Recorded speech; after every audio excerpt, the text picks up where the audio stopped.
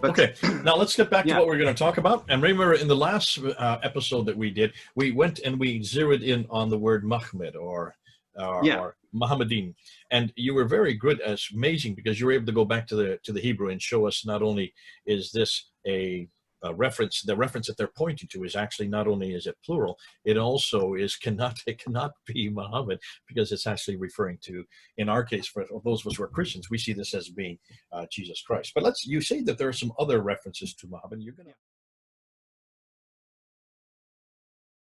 Well, actually, I went through 3 of the 4 already in the previous video. That was Mahmadim, Mahmad, as in the Hebrew point of Mahmadim, and Mahmad, the Hebrew word singular, plural and singular.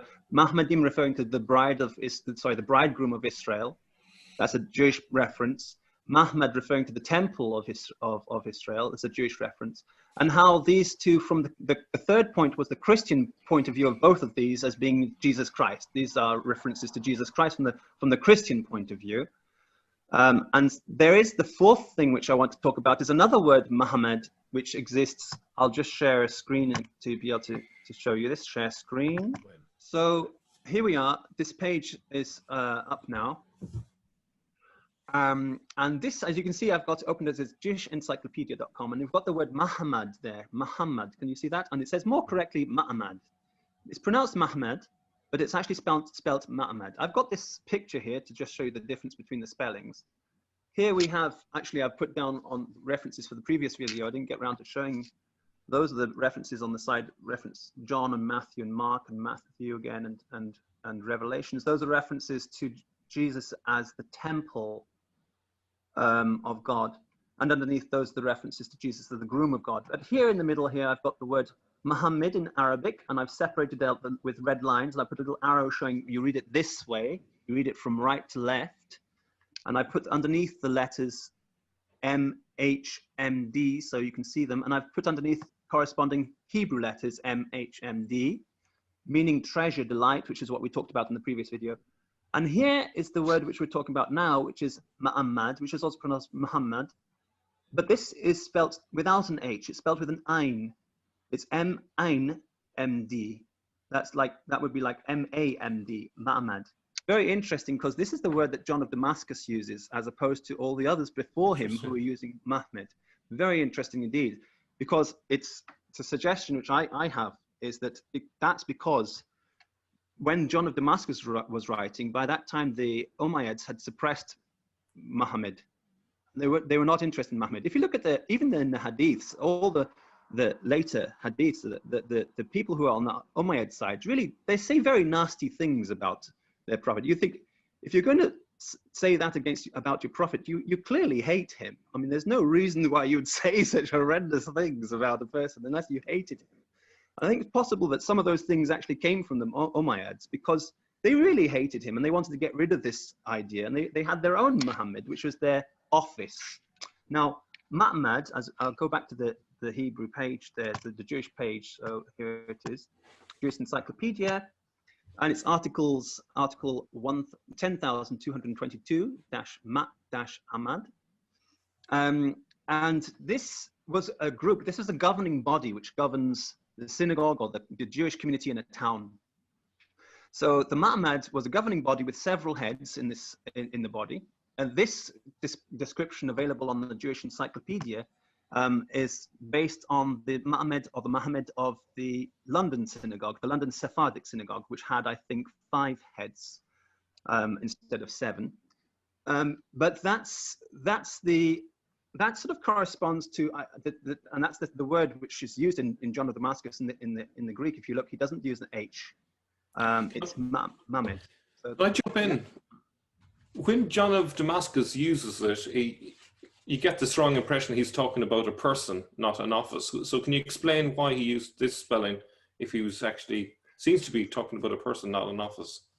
Well, it's I think if you're not part or not in the group, you might not understand who the leader was. You might think the leader was one person rather than one group, but it's a democratic sort of group, which is the leader. It is the leader of the community. So, but it's an office. So it's referring to the office of Muhammad. Now, as I said, there can be 7 heads, or there can be 5 heads. There could be less than that. There could be 3. Maybe there was a time when it came down to mean just 1. But I think this is what I think this is what it's about. This was a Jewish idea, and the Umayyads were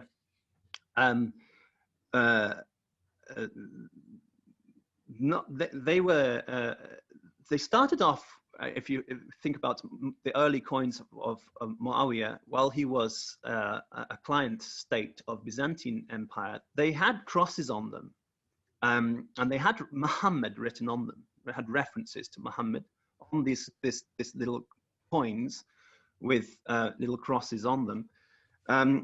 But later, Muawiyah says some very nasty things about Jesus. It's like he changes his mind, and he says, he comments, can't remember where the reference is, but there's a reference to the, if I find it, we'll put it up on a annotation. It's when he says that they are worshipping their dead God, Jesus. And it's quite a turnaround from having crosses on your coins and being a client state to Byzantium and having crosses on your inscriptions, you know, the inscriptions on the Hamat Gada baths, for example. He starts with the cross there. And then suddenly turning around later and saying, you know, this is you're worshipping a dead God, but our God is alive, for example, like this. So it's like there's a kind of a conversion of the Umayyads to Islam, or I would say a conversion away from Gnostic Muhammad, respect for the Gnostic Christian Muhammad, and instead they may have a Muhammad, which is the word which John of Damascus uses as opposed to Muhammad at that time. After all the references to Mehmet have sort of disappeared, then suddenly we have John of Damascus with Muhammad instead. So which is the office? Which is the office, which is the it's funny, the office is actually, the office was running early Islam, and that is actually Muhammad, sorry. We call it Muhammad as well. But can I just make a point here? Yes. This could possibly allow for an amalgamation of an idea of Muhammad later when they're creating a biography, where they take bits and pieces, the historical Iyas and various other people later, because if it's now viewed as an office, then it's possible to think of it as a collective rather than one individual. Yeah, and it's very much sort of replaced, but they couldn't replace and get rid of completely all these references to the sort of Gnostic Christian Muhammad. So they had to find one person to sort of fit the bill. And I think they chose Iyas as the earliest Arab king that they could for the Lahmids, because they were primarily from that side. This is the Abbasids decided this. I don't think the Umayyads did that. The Umayyads wouldn't have chosen Iyas, because the Umayyads were essentially from a Ghassanid sort of Palmyrian sort of side of things. They were Western, and they would have chosen one of their own people to be the Muhammad if they had thought about it. But I think they actually rejected the concept of Muhammad as the Gnostic Christian Lord, the bridegroom, temple of God. They rejected this, and they went for a Muhammad as this Jewish Muhammad instead. As you know, in Islam, there's a lot of things are taken from Judaism, not just the references in the Talmud, but also the practices, the way they live their lives. A lot of it is taken from Judaism. It's actually taken from Judaism. So there was a heavily amount of Judaization happening to these Gnostic Christians. And I think what happened with the Umayyads is that they became very Judaized. Now, while you can be friends with Jews as a Christian, you can be friends with Jews as a Christian. When you become a Judaizer, you really want to kind of replace Jews. You don't want to be their friends anymore. Some interesting points about the Gnostic materials which became the Quran. For example, we have this word alazina hadu, which is translated as Jews, literally means those who guide. We also have another word which was translated as Jews later, Yahud, which they translate. It's not really rational that this could mean Jew, because the word would be Yahudi, just like in Hebrew, Yahudi would be a Jew. So why did they choose Jude instead of Judean? Why did they choose Yahud instead of Yahudi to refer to Jew? And because it didn't refer to Jews, my idea is that this actually, from the Gnostic point of view, refers exactly to who Yahud is. Yahud is Judas. Jude, without the Greek suffix Judas. So to be a Yahud was to be a Judas, to be a traitor. But to be a Alazina Hadu, those who guide, this was the phrase used for Jews in the original Gnostic materials. But as the Muslims become more and more powerful, or the Arabs becoming more and more powerful and under the Umayyads, they want to replace those who guide. They don't want to have Jewish guides anymore. So they become their own Muhammad. They become their own guides. It's a kind of displacement theology. So they're stepping out of the shadows of the Jews, essentially. Yeah. And standing on their own feet. That's right. And as they step out of the shadows of you see, Gnostic Christians are very interested in Jewish Kabbalah. They're very interested in Jewish scriptures and Jewish traditions. They don't want to be Jews. They know that, for example, in Paul, it says that the Jews are the ones who have been entrusted with the oracles of God. So they want to find out what are the secrets that the Jews know. That they can understand more deep sort of spiritual Gnostic ideas about Jesus Christ and see what was he saying from a Gnostic point of view. But that's why they're called Alazina Hadu, those who guide. For example, it says, oh, you who believe, whether you are Jews or whether you're Christians or whether you are Sabians, whoever believes in Allah on the last day, they will have no fear upon them, neither shall they grieve. The phrase it uses in that verse is Alazina Hadu, those who guide. And that is translated as Jews. But when it says nasty things about Jews in the Quran, it uses the word Yahud, Judas. So that's quite an interesting difference, because they were not referring to the same thing. But under the Umayyads, they can't stop the fact that everybody knows Alazina Hadu means Jews. So they just add to that and say, but the Jews are the Judases as well, Yahud. And that's why we don't like them. So they sort of replace the Jews. So there's displacement theology. They've replaced the Jews as they're themselves instead. So they've become Judaized, as opposed to being interested in Jewish tradition. They now regard themselves as the new Jews. And that's actually a phrase which, by the way, Timothy of Baghdad uses to refer to them. He calls them the new Jews. He calls them new Jews. That's what the Muslims are. So I believe as new Jews and replacing the Jews, they would have had their own Ma'med. And that's what John of Damascus is referring to. And it's this word here, you see here, which is also Muhammad. So it's not got a scriptural basis at all. There's nothing in scripture. I have actually opened up a scriptural reference to it, if I can get there. Here, I think it is. There it is. Might it suggest that there was a community of leaders who were behind the creation of the Quran initially? Oh, I think that's probably the Abdul Malik's council on who were creating and revising the Quran were definitely the Ma'med. I believe that. Interesting. And I think this is why John of Damascus refers to it as a kind of a foreshadow, as the Antichrist, a sort of foreshadow of the Antichrist, because it's one governing body with 7 heads, and that would have been viewed, I think, the Book of Revelations talks about the beast rising from the sea, which from the point of view from if you're in Baghdad, the sea is either south or it's going to be to the far west with the Arabs in the west. So I think that, and John of Damascus was in Damascus, not Baghdad. I mean, he's taught the sea for him is only going to be the Mediterranean. So that's going to be the Muslims of the Holy Land have got their own Mahmed. So this kind of Mahmed has risen out of the sea. So he's, oh, there's the beast with the 7 heads. So he's sort of seeing this as a foreshadow of the Antichrist. So this is and by the way, of course, these new Jews are not actually Jews. You know, they say they're more like the kind of, again, from the Book of Revelations, this synagogue of Satan. Those who say they are Jews but are not, they're a synagogue of Satan. You know that from the. So John of Damascus is I think seeing the Ma'med of the Umayyads and saying, there you go, that's the beast.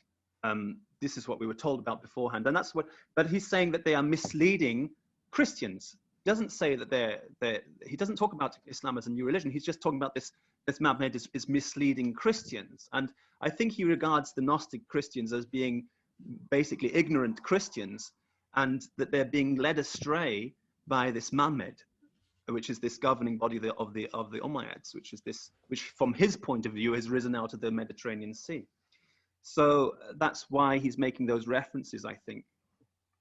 It's a Joe, theological argument. just so everybody is aware of what we're talking about, John of Damascus, he would have been in the courts there. He would have been working amongst the Muslims in the 8th century. He dies in 749. So he is there as the Umayyads are decreasing and the Abbasids are increasing. So he's watching all this happen. He would have been around in there. So this is material that he would be privy to. Again, this is, we need to show this on a timeline. We don't have one in front of us, but it'd be good just so we make sure that people. Wikinoah.org. We have a good timeline on wikinoah.org in the Islam's Origins page. So have a look on that, and you'll see. You're really pushing Wikinoah, aren't you? Good man. Yeah, go Wikinoah. So join in, everybody. Come on, let's join in. We might be able to get this finished by Christmas. So there you go. So okay, so you've got this. The thing with okay, we've now looking at what John of Damascus said. Go ahead and let's try to bring this down, show that how this can be applied. Well, I've got a couple of references to Muhammad. It's actually, this word not like Muhammad, which actually occurs in the Hebrew Bible. The word Muhammad on its own doesn't. We have Muhammadan, Muhammad, which means and Muhammad. That's probably the best with two occurrences here. And then we've got Umimmamadeka. So it's not, but these references don't have any kind of significance of his servants, the attendants of his waiters, of his servants, the attendants of his ministers. It's got no reference to temples, no reference to the Lord, no reference to anything. It's very minimal. It's just a governing body. They translated here as attendants. So it doesn't have any reference to Scripture, and that's kind of also in keeping with the Umayyads' idea. They've sort of divorced, after Abd al-Malik, they've divorced the Quranic materials from the previous scriptures. They don't care what the previous scriptures say. They have not any interest in it at all whatsoever. They simply are interested in trying to keep the Arabs together and organize them politically, and they have their Muhammad do this, and they don't care that that's not got any kind of reference for anything. Because they regard themselves, and that's chapter 7 we looked at earlier when it says the light unto the nations, they regard themselves as the light unto the nations. They've replaced Israel as the light unto the nations, and they are now the light of the nations. They are now the Nabi for the Ummi, the Gentile prophet as it's translated later. By the way, Ummi, Ummat ha'olam, these are the nations of the world. So Israel is the light unto the Ummat ha'olam, the light unto the nations. This is the same word Ummi, which they say means Gentile or unlettered. So it's actually the prophet to the Gentiles has turned into the unlettered prophet later. I believe the Abbasids did that. The Abbasids created this. But the idea of a prophet to the Gentiles was the Umayyads regarding of their own sort of central core government and to unite all of the ignorant Christians, as John of Damascus regards them, and pagan Arabs, and try and create a new thing, and to stop the wars, incessant wars, which have been, or civil wars, which have been breaking out between them. And I think in this, the pacifist, mainly pacifist Gnostic Christians, because Gnostic Christians like Manichaeans and they were super pacifists. They lost out badly, and they got stamped out of existence, really. Although they still do have this kind of Gnostic traditions in parts of Azerbaijan in the north again, amongst groups called the Alevis, and they would be like the Shiites, sort of Sufi Shiites. They're not Sufis, they're Shiites and they're Sufis at the same time. So the spiritual Shiites kind of continue this sort of tradition, where they have this trinity in spiritual Shiism. But anyway, this that's beside the point for this. This point is about how the word Muhammad can also mean a specific governing Jewish body, which I think is what John of Damascus was referring to when he talks about a pre-taste of the Antichrist. Okay, this is exciting. Now, you mentioned that I don't know if you want to encapsulate this, conclude this, bring us to some type of concluding remarks. Can you do that now so that we can then unpack, really finish with this one? We went off on a few little tangents there, but trying to get back to this one last idea of the office of Muhammad. Okay, so this little video, I suppose, was trying to focus on a different interpretation of the word behind the word Muhammad. We talked about in the previous video the word Muhammad as a Gnostic Christian concept referring to Jesus Christ or the Lord. But here's another view of Muhammad being a Jewish, a governing body for a Jewish community, or, as I'm suggesting, a Judaized community, a community who believe that they're as good as Jewish, and they don't need the Jews anymore. But they are organized along similar lines that Jews are organized on, and so they have the Muhammad, which I think, and that point of my point of this point was and my suggestion is that this is what John of Damascus is talking about when he says Muhammad. Although it's translated from John of Damascus documents as Muhammad, they put an aspiration of the A. There is no H in what John of Damascus is talking about. He hasn't used, and it's not just an H. It's not an aspirated H. It should have been a Kha. It should have been the Chai, the same as Christos. So, but they haven't used that word. They just translated the word which John of Damascus uses exactly as Muhammad. And I think that's not an accident. I think that's exactly because what he's talking about is a Muhammad, which had 7 heads and was a governing body. And that's why he thought it was a pre-taste of the Antichrist. So this is another interpretation. This is not a Gnostic Christian interpretation. This is an interpretation from a Jewish point of view of how a group of Gentiles thought they were as good as better than Jews, could replace the Jews, but organized themselves along the same lines as the Jews. They were not really Jews, but they were presenting themselves as the new Jews, if you like, the new Israel, the new owners of the Holy Land. Okay. And they had an organization which was in imitation of the Jewish Muhammad. And that was sort of like the anti-Muhammad, if you like. So it was not the Jewish Muhammad. It was a fake Jewish Muhammad. So that's another interpretation. And that would be from the Umayyad side later, not the proto-Muslim Islam. This is much closer to how Islam began. And then the Abbasids then later, another 50 years, 60 years later. Unshare your screen now, and then let's so the three of us can talk. Yeah. There. Okay.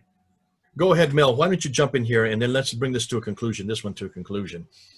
Yeah, so the thought that occurred to me is when the Abbasids started using hadiths to establish Islamic laws, they seem to be following the Jewish method of establishing laws which were based on case studies and applying them to stories from Muhammad's time. So I kind of see how this council could sort of be seen into the Abbasid period. I don't know, Joe, if that tallies with your understanding of it. Yeah, my idea, I believe that the Umayyads had already established this, that this was up and running in the time of the Umayyads. I think that the Abbasids, because you know that the traditional story says that the Abbasids began as a kind of what's called Mawali, this kind of opposing group to the Umayyads. But when they took power, they converted. They actually became Sunni. They adopted the Sunni religion. So I think that they adopted it again. It's politics. They just want to unite their empire. And they try to amalgamate and create. So Islam as we know it was created by the Abbasids. But the forerunner to Islam as we know it was there with the Umayyads. But the earliest proto-Islamic sort of Gnostic Christian version, that's really gone. That didn't make it into the final cut. The Abbasids took ideas from that, mixed it with the Umayyads' ideas, and created this new thing. The only people who almost preserve that are like the Alevis. You know, they still have they have a kind of a Eucharist, and they believe in a Trinity still. So they're a very secretive group, and they're extremely badly persecuted right now, this very moment in Turkey, for example. Okay, so this is fascinating. So what we're doing and what you're doing is much of what we have been doing, and that is looking and seeing what's on the ground, seeing what were the discussions that were happening at that time. Here you have John of Damascus. He's there in Muslim courts. He's working amongst them. So he sees what's going on. He sees as this discussion is happening. He's there during the Umayyad dynasty, but he lives right up until when the Abbasids take over. And it looks like what you're saying, Joe, is that Islam as we know today is an Abbasid creation, redacted back. Yeah. and redacted back to the 7th century, which doesn't have any antecedents over there. But you're saying that this whole premise of Muhammad, or this present of this name Muhammad, could have been something that was pulled out of that and then was redefined as an office. And in this case, it was an office of group people. And I think that this is fascinating, because you're going and you're looking and you're putting what's in what we see written, and you're putting it into a historical context. You're putting it into a timeline. You're seeing how the sequence goes, and you're seeing how the political exigencies that were happening at that time also had an awful lot of impact as to how the theology would then bear out. And the Abbasids didn't want to destroy everything that had gone behind. What they had done, and actually what you're telling me, is that they actually adopted it, and they took it on amalgamated it. Amalgamated it. Okay, that's probably a better word. They took the Gnostic Christian Muhammad and they mixed it with the Umayyad Muhammad. I mean, this is looking at the non-Muslim sources. They took what John of Damascus is referring to, and they took what, for example, Sebeos is referring to. Maybe Sebeos was referring to a Muhammad, maybe, or maybe he was referring to. I think Sebeos was referring to a Muhammad, but I think that Thomas the Presbyter is referring to Arabs of Christ.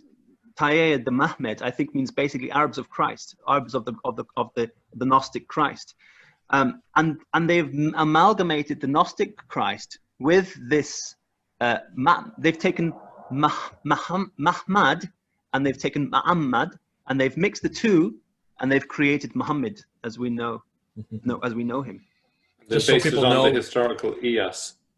Based on the historical. Now remember, the historical EOS is from the 7th century. So is Thomas the Presbyter. So is the Chronicles of Sebeos. These are all from the 7th century. John of Damascus would be from the 8th century. So by the time the 8th century Abbasids, they eradicate and destroy the Umayyads, that then starts to take shape, and that's now why you understand why almost all the theology starts to be introduced in the 9th and 10th century. So follow the timeline. You can see how this all fits. Just before the Abbasids take control. John of Damascus he's before they do that. He's at the last sort of vestiges of the Umayyad side. So the Abbasids are kind of after John of Damascus. Something new is happening. So this is before John of Damascus dies in 749. The Abbasids take over in 749. Right. Can I just jump in and just make a point? The Tafsirs seem to be ignorant of these meanings of Muhammad. They haven't got a clue. They're not. They're just in. I think the Abbasids really didn't care. I think the Abbasids were mainly the remnant of Sassanids who had been forcibly converted. They didn't really care. They just did what they had to unite their empire and basically re-establish some kind of Persian empire. So it was actually quite cynical then, really. Cynical, absolutely. I think the Abbasid creation of Islam is completely cynical, and was just basically trying to appease everybody on the lowest common denominator. There are some things they couldn't escape. They had to deal with that by making some fantasy story, because too many people knew that. But they basically worked with what they had a choice: massacre everybody. By the way, you know that's actually what they did. They killed everybody who could read in Central Asia. Did you know that? They killed everybody who could read. So, but they had that option to kill everybody who could read across the entire empire, which they couldn't do. They tried it in Central Asia. Or they could try to basically change the narrative, Propagandize. Yeah. Well, this is where the whole setup of a new Mecca then fits nicely in with all of this. Well, now, before we go, Joe, this has been, thank you so much. You're bringing in a whole nother tangent, a whole nother criteria, a whole nother set of studies. 20 years you've been working on this. It's excellent to see where you're going with it. Mel, before we go, I want you to say something now. How do you fit this all together now, concerning the political structures that were going on up in Hira and in Kufa, and that was also happening in those centers? Remember, we're talking about, if you're talking about Kufa and Hira, you're talking about Sassanid, you're talking about Persian area. If you could just say one or two ideas that you have picked up on what Joe is saying concerning your paradigm, and concerning what you've in Marad have come up with, that all of this happens in the 8th and the 9th century, much further north. Can you then understand how then Joe's is actually amalgamating and is helping you out, coming from a whole different position? Yeah, so my sense of it is that there was a historical figure called Iyas. He was a major instigator in terms of the expansion of the Arabs into Persia and into the Byzantine areas. And then later in places like Hira and Kufa, we have the beginnings of the Quran being created, and it was in the context of the various academies. And so we can see how the Mandaics, the Gnostic Christians all got involved in this big hodgepodge and mixture. There's a lot, obviously, that Joe has shared tonight, which is new for me. So it's just going to take a bit of absorbing and trying to understand it. For me, it's a new perspective. The idea of Thomas the Presbyter may not be talking about a prophet called Muhammad. You know, when he talks about the Tayyaye of Muhammad, the idea that he might actually be referring to the Tayyaye of the Gnostic Christians. Well, this is a new one for me. So I may have to go back to the drawing board and rethink my ideas. Maybe it's possible that he's actually talking about an individual and the Gnostic Christians. Perhaps there's a double meaning there. It's hard to say, but it's a very interesting new development. So thank you, Joe. That's no problem. I mean, of course, they could have easily regarded their leader as a new Messiah. And when he failed to build the temple, rebuild the temple, that could be why they decided, why the Umayyads decided to do what they could to build the temple there, because they were planning to say that it had happened, it succeeded, because of course the Messiah has to rebuild the new temple. From the Christian point of view, Jesus Christ's body is the temple and was rebuilt on the resurrection. But from the Judaized point of view, when you've rejected the divinity of Jesus, you still need a temple. So, okay, listen, Joe, thank you so much. Mel, thank you so much for bringing Joe on board. Those of you who have been listening, let's hear exactly your response to it. You do have responses, I'm sure, but this will cause a discussion and a debate. Right at the bottom, make sure you get it out there. Joe and Mel, can you make sure you keep on top of it and try to respond as you see it? And what we'll do, Joe, what we've done in the past, and what I've done with Mel and with others, as people write and as we see good questions that are coming up, we might want to do a Q&A period where we'll bring you back again. It'll probably be in about another 2 or 3 weeks, because I know you're going to be going on vacation with your family. But when you have free time, what we'll do is we'll come and bring you back, and we'll throw these questions at you, and then we'll see how you respond to it. Because this is how we give and take, and this is how these are what I always call these white papers. We're putting them out there as white papers. Yeah. What if scenarios? And these are things that you've been working on for 20 years. Now let's get other people to listen to you. Let's get other people to hear what you're saying. Let's get other people to respond to you. Let's get other people to discuss with you and even confront you. And that's just going to help you, because it's like iron sharpening iron. And I want to thank you for coming on board. I know you're not permitted to show your face. I know it is. Thank you. You have had problems in the past because people do have found out who you are. And that's why we want to make sure that we do keep your security is important. Mel and I, nonetheless, we will continue to make this as a platform for people to bring these new ideas forward, because we really do want to know, we really do want to unpack how Islam did emerge, how it began, where did it come from? And what we're finding, as you're going to see, it's not the Islam of the traditions. This is not the Islam of the Abbasids. This is not the Islam of the 9th and 10th century, redacted back onto the 7th century. We're seeing now that we're getting an entirely different scenario. It's an exciting scenario, because this is really how it did happen from what the evidence does show. Joe, you've been a great blessing. Thanks for coming on board. Mel, thanks for you again. Thank you.